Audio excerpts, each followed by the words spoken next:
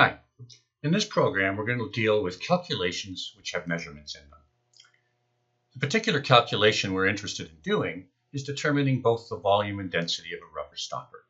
And we're going to do that from two different perspectives. In the first one, we'll do it where the uncertainty or absolute error is not known. You can see below an example of what that data might look like. A graduated cylinder initially contained 21.5 milliliters of water. A rubber stopper was then immersed in that liquid, and the level rose to 28.5 milliliters.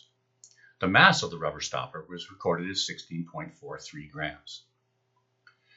We're also going to take a look at doing this calculation when the uncertainty is known, when we know what the plus minus values are.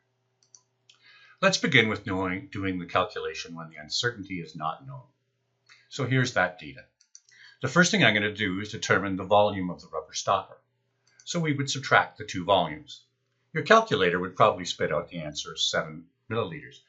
But the question is, should we be recording that as 7.0, 7.00, or just 7? Well, our rule is that the number should be quoted to the same number of decimal places as our least precise value.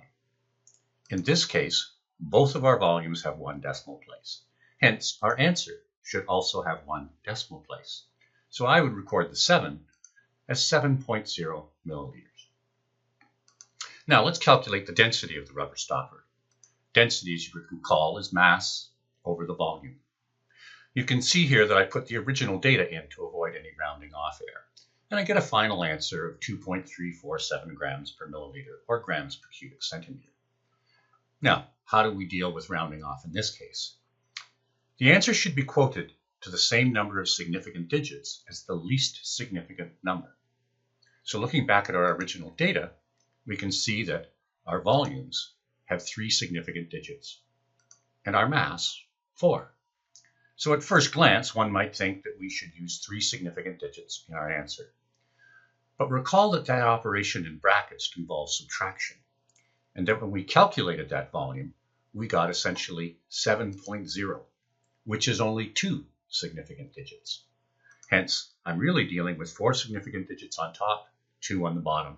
As a result, my answer should be rounded off to 2 significant digits, or 2.3.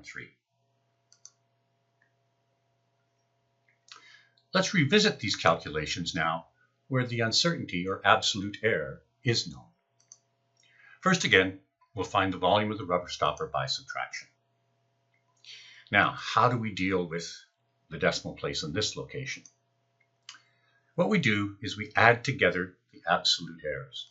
In this case, 0.5 plus 0.5, which gives me 1.0 milliliters. Usually now we round this off to one significant digit, which would be plus or minus 1 milliliter. We now want to bring this in agreement with our answer. Now what I mean by agreement is take a look at the number of decimal places. Our plus minus has no decimal places, hence our 7 should also have no decimal places. So it would be appropriate here to record the answer as 7 plus or minus 1 milliliter. Now we'll do the calculation of the density. As before, we calculate density the same way and arrive at the same answer, our 2.347 grams per milliliter. Now how should we round this one off? What we do in this case is we deal with what's called relative uncertainties. These should be added together. Hence, the relative uncertainty in my density, which is represented by the change in density, or delta D over D, delta D representing the absolute error over the density, is equal to the relative errors of the two measurements involved. In this case, the relative error of the mass plus the relative error of the volume. Those are calculated by putting the absolute error over the measurement itself. Hence, you can see the 0.01 over the 16.43. And in the case of the volume, it was 1 milliliter over 7. One thing to note here in the relative errors is the magnitude of my volume error. Notice that it's significantly larger than that attributed to my mass. This gives us some insight into how we could improve the experiment. We should try to look at a better method of measuring our volume. Anyway, the relative error then in my density is 0.143, and that can also be stated as a percentage. 14.3% error is associated with my calculation of density. I'm now going to convert that relative density into an absolute error. The calculation then just continues on where I want to isolate for what delta D is, which is my absolute error. I cross multiply, and again I quote it to one significant digit, 0.03.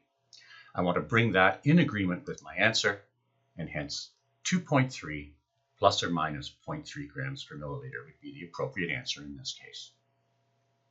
I hope you found that useful, and thanks for watching.